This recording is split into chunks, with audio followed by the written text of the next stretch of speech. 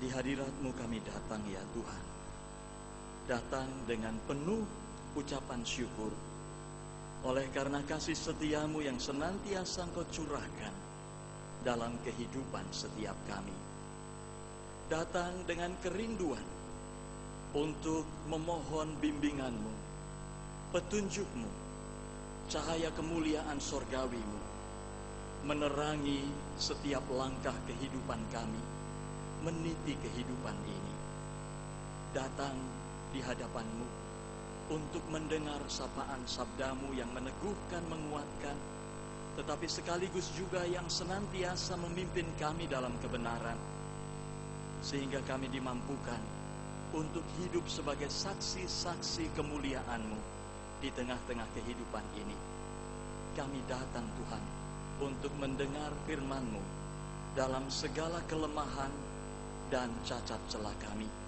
Oleh karena itu layakkan kami dalam pengampunan dan cinta kasih-Mu. Mampukan kami dalam kuasa Roh-Mu yang kudus untuk memahami firman-Mu, untuk memeliharanya di dalam hati dan hidup kami, dan memberlakukannya menjadi bukti bahwa kami adalah anak-anak-Mu yang memahami firman-Mu dan hidup taat dan setia kepada Engkau. Tuhan, tolong hamba-Mu ini untuk menyampaikan kebenaran firman-Mu. Biarlah Engkau sendiri yang melayakkan dia dalam kuasa cinta kasih-Mu.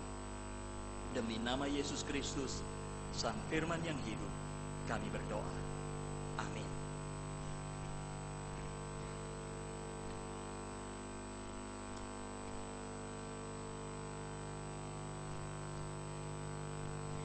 Saudara-saudaraku yang dikasihi Tuhan, bacaan Alkitab kita terambil dari Injil Yohanes pasal 4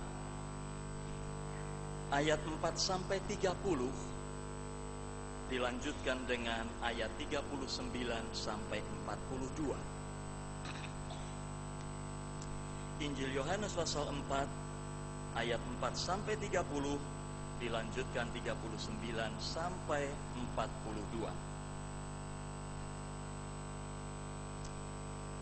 Ia harus melintasi daerah Samaria. Maka sampailah ia ke sebuah kota di Samaria yang bernama Sikar, dekat tanah yang diberikan Yakub dahulu kepada anaknya Yusuf. Di situ terdapat sumur Yakub.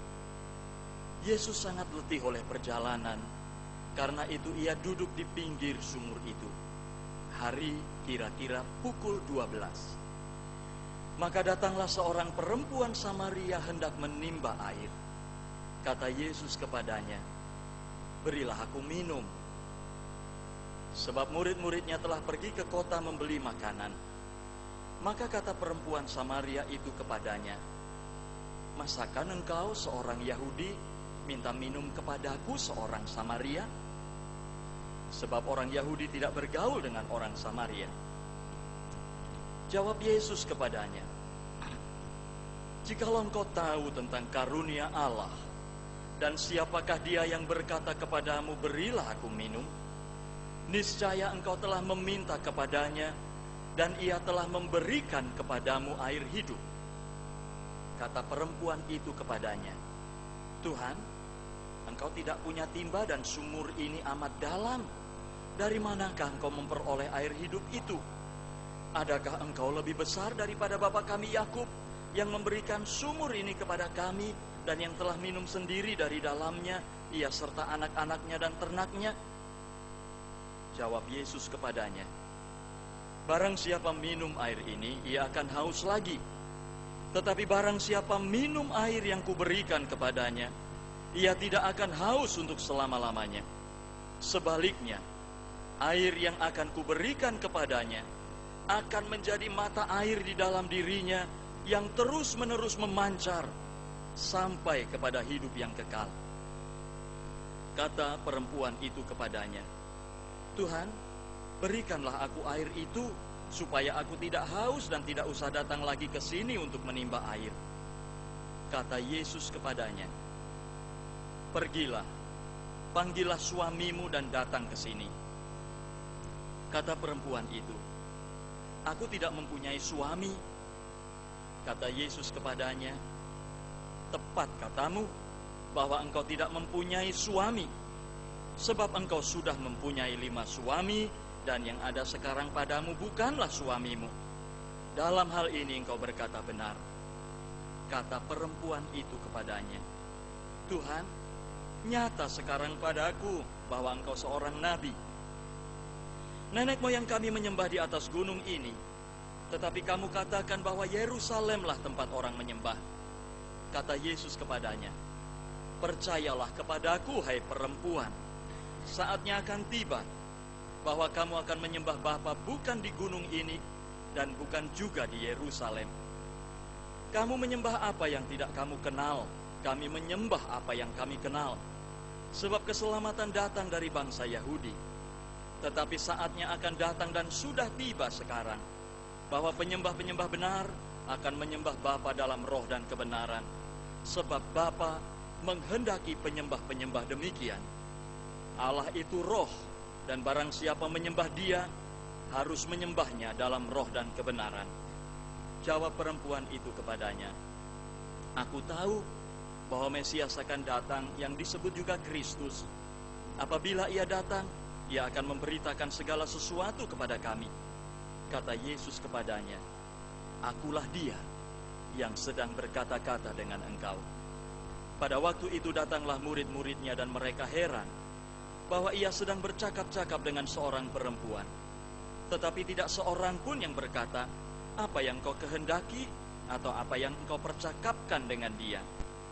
Maka perempuan itu meninggalkan tempayannya di situ, lalu pergi ke kota dan berkata kepada orang-orang yang di situ, mari lihat, di sana ada seorang yang mengatakan kepadaku segala sesuatu yang telah kuperbuat. Mungkinkah dia Kristus itu? Maka mereka pun pergi keluar kota, lalu datang kepada Yesus. Dan banyak orang Samaria dari kota itu telah menjadi percaya kepadanya karena perkataan perempuan itu yang bersaksi, ia mengatakan kepadaku segala sesuatu yang telah kuperbuat. Ketika orang-orang Samaria itu sampai kepada Yesus, mereka meminta kepadanya supaya ia tinggal pada mereka, dan ia pun tinggal di situ 2 hari lamanya. Dan lebih banyak orang lagi yang menjadi percaya karena perkataannya, dan mereka berkata kepada perempuan itu, kami percaya, tetapi bukan lagi karena apa yang kau katakan, sebab kami sendiri telah mendengar Dia, dan kami tahu bahwa Dialah benar-benar juru selamat dunia. Demikianlah Injil Tuhan Yesus Kristus. Berbahagialah kita semua yang mendengarkannya serta memelihara dalam hati dan hidup kita. Hosiana. Hosiana, Hosiana, Hosiana.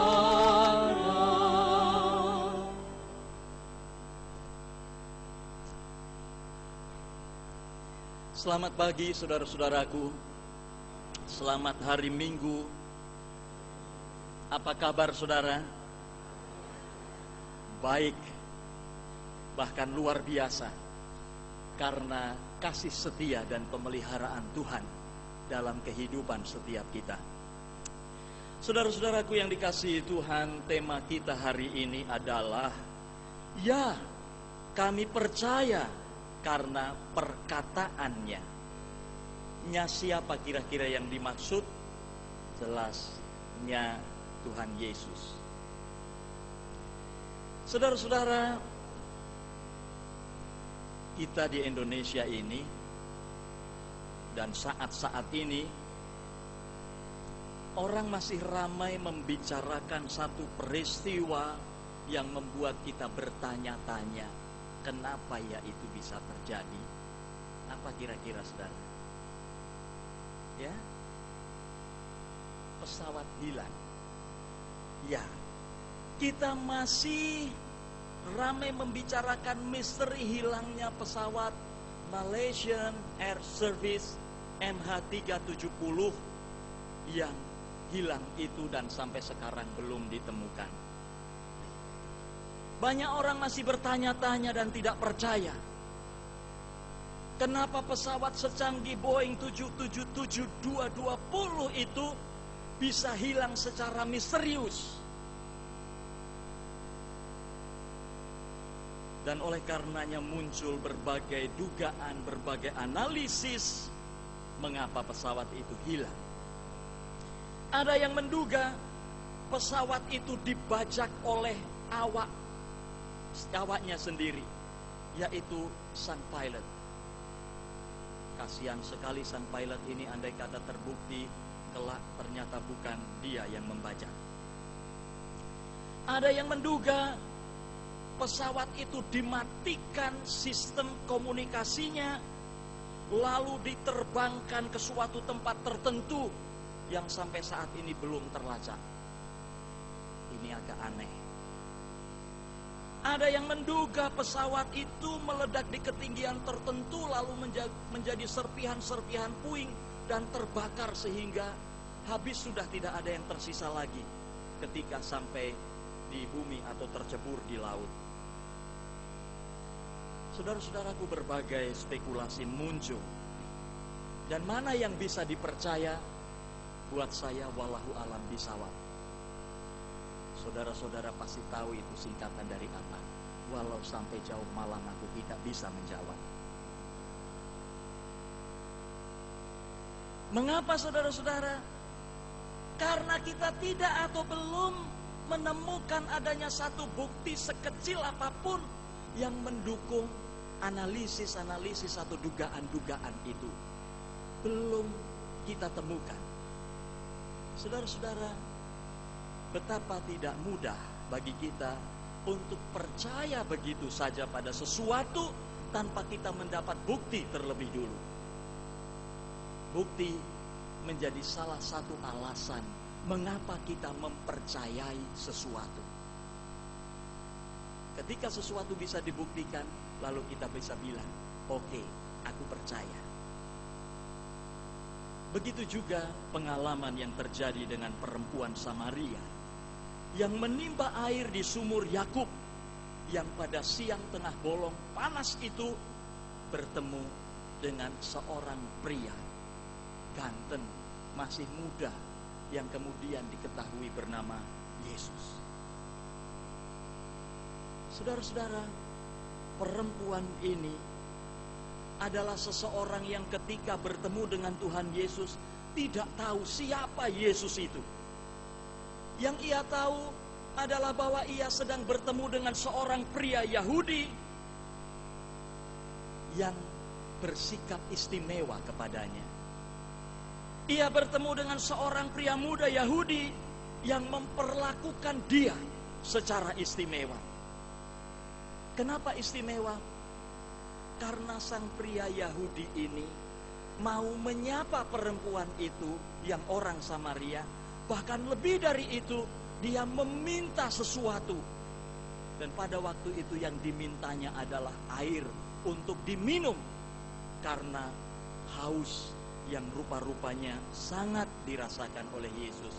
Karena letih menempuh perjalanan jauh. Dan apa istimewanya sikap Yesus ini bagi perempuan Samaria? Dia merasa begitu dihargai. Dia merasa bahwa kalau dia memberikan sesuatu maka pemberiannya itu diterima dengan sukacita.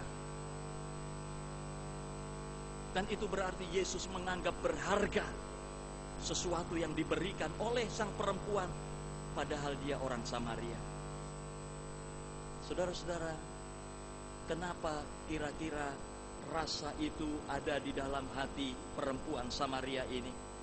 Karena kebanyakan orang Yahudi tidak pernah mau menerima pemberian orang Samaria. Yesus malah meminta. Alkitab kita memberi kesaksian, orang Yahudi tidak bergaul dengan orang Samaria. Menganggap rendah, menganggap remeh, menistakan orang Samaria. Buat perempuan Samaria, sikap Yesus ini menjadi bukti bahwa Yesus berbeda dari kebanyakan orang.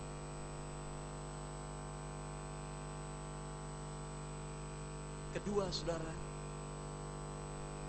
perkataan-perkataan yang Tuhan Yesus ucapkan menyadarkan perempuan itu bahwa yang sedang dihadapinya bukanlah pribadi yang biasa, bukan pribadi sembarangan, tetapi pribadi yang luar biasa, pribadi yang sangat istimewa.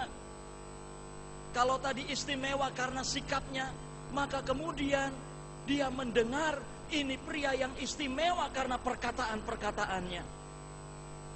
Saudara, Yesus memakai momentum pertemuannya dengan perempuan Samaria di sumur itu, ketika perempuan akan mengambil air dari sumur itu, untuk menyatakan bahwa dirinya adalah sumber air hidup. Ayat 10 mengatakan kepada kita, jikalau engkau tahu tentang karunia Allah, dan siapakah dia yang berkata kepadamu, berilah aku minum, niscaya engkau telah meminta kepadanya, dan ia telah memberikan kepadamu air hidup. Yesuslah sumber air hidup itu. Yang selama ini dipahami oleh perempuan Samaria, saudara-saudara, adalah bahwa air dari sumur Yakub itu menjadi warisan yang sangat berharga, karena menjamin kehidupannya dan menjamin kehidupan begitu banyak orang yang menggantungkan hidupnya pada sumur itu. Saudara, kita tahu kita tidak bisa hidup tanpa air.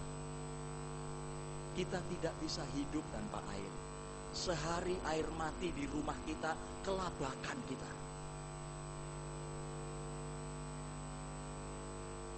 Kita tidak bisa hidup tanpa air. Dan perempuan itu hanya mengerti bahwa air dari sumur Yakub itulah warisan yang begitu berharga yang ditinggalkan oleh Yakub di dalam kehidupan generasi-generasi berikutnya sampai pada perempuan itu, dan juga masyarakat yang hidup menggantungkan hidupnya pada sumur itu. Dalam pembicaraan siang itu, Yesus membuka perspektif baru bagi perempuan itu, perspektif baru tentang air hidup yang bukan berasal dari sumur itu, tetapi diberikan oleh Yesus, yang kemudian akan terus-menerus memancar sampai kepada hidup yang kekal bagi mereka yang mau menerimanya. Tidak mudah untuk menerima perkataan Yesus ini. Dan karena rasa ingin tahunya, perempuan itu kemudian meminta Yesus memberi dia air yang Yesus tawarkan. Bukan air dari sumur Yakub, tetapi rupanya air yang mengalir dari setiap perkataan Yesus, bagaikan air yang menyejukkan yang mengalir membasahi hati perempuan itu. Saudara-saudaraku yang dikasihi Tuhan, ternyata Yesus tidak langsung mengiyakannya. Yesus tidak langsung mengiyakannya. Yesus mau terlebih dulu perempuan itu mengalami sebuah proses di dalam hidupnya sebelum ia bisa menerima air hidup itu. Yesus menunjukkan kepada perempuan itu bahwa dia tidak sedang bercanda, bahwa dia serius, bahwa dia mau menyatakan sesuatu sehingga akhirnya perempuan itu percaya. Yesus mau menunjukkan kepada perempuan itu bahwa dia lebih besar dari bapa Israel, yaitu Yakub. Perempuan itu hanya mengerti bahwa bapa Yakub itulah yang terbesar. Mana ada yang lebih besar dari bapa Yakub? Dan Yesus mau menunjukkan bahwa dia pribadi yang lebih besar dari bapa Yakub. Apa yang Yesus lakukan, saudara? Yesus meminta perempuan itu untuk memanggil suaminya. Dan dengan jujur kemudian perempuan itu berkata, aku tidak mempunyai suami. Yesus langsung menyaut, tepat katamu, bahwa engkau tidak mempunyai suami. Sebab engkau sudah mempunyai 5 suami, dan yang ada sekarang padamu bukanlah suamimu. Saudara, apa yang saudara bayangkan tentang sosok perempuan ini? Sebab kamu sudah punya 5 suami, bukan 4 loh ya. Ini poliandri banget ini. Sebab kamu sudah punya 5 suami, dan yang sekarang ini hidup bersama denganmu bukan suamimu. Apa yang saudara bayangkan tentang dia? Apa, Bu? Ya? Bukan perempuan baik-baik. Bukan perempuan baik-baik. Saya rasa kita semua mengiyakan bahwa dia bukan perempuan baik-baik. Saat itu dia sedang kumpul kebo. Dengan siapa nggak tahu. Kenapa nggak kumpul badak ya? Atau nggak kumpul sapi ya? Kumpul kebo, saya juga nggak tahu ini bahasa dari mana. Dia sedang kumpul kebo. Dia sudah punya 5 suami dan sekarang ini dia hidup bukan dengan suaminya. Dan Yesus katakan, tepat katamu. Apa yang dikatakan Yesus ini membuat perempuan itu tercengang, saudara-saudara. Dia kaget. Pernyataan Yesus itulah yang kemudian membuat perempuan itu mengaku, Tuhan nyata sekarang kepadaku. Nyata sekarang kepadaku bahwa engkau seorang nabi. Yesus memberi bukti kepada perempuan itu bahwa ia bukan pribadi sembarangan. Momen di mana Yesus menyatakan segala sesuatu yang telah diperbuat oleh perempuan itu, buat perempuan itu terasa sangat monumental. Dan saat itulah, di titik ketika perempuan itu merasa bahwa pertemuannya ini begitu luar biasa, Yesus menyatakan dirinya bahwa dialah Mesias. Saudara, oleh momen monumental itulah perempuan itu kemudian meninggalkan tempayannya. Padahal dia membawa tempayan untuk datang ke sumur Yakub, menimbang sumur itu amat dalam untuk memperoleh air. Tapi kemudian yang dilakukannya setelah dia mendengarkan semua perkataan Yesus itu, Alkitab kita memberi kesaksian, dia meninggalkan tempayannya. Dia tidak lagi fokus pada air sumur Yakub yang hanya bisa menghilangkan kehausannya sesaat itu. Lalu fokusnya berubah. Dia ingin seperti apa yang dikatakan Yesus, menjadi mata air yang memancarkan air hidup. Di awal Yesus katakan, sebaliknya, air yang akan kuberikan kepadanya akan menjadi mata air di dalam dirinya yang terus-menerus memancar sampai kepada hidup yang kekal.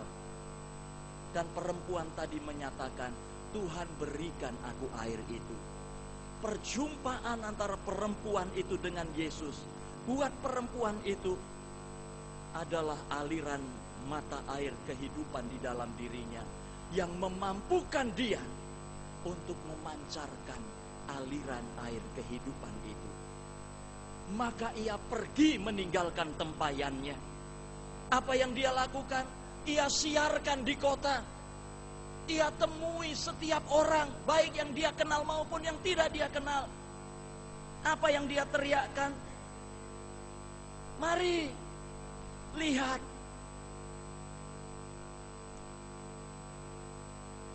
Ia mengatakan, ada seseorang yang mengatakan kepadaku segala sesuatu yang telah kuperbuat.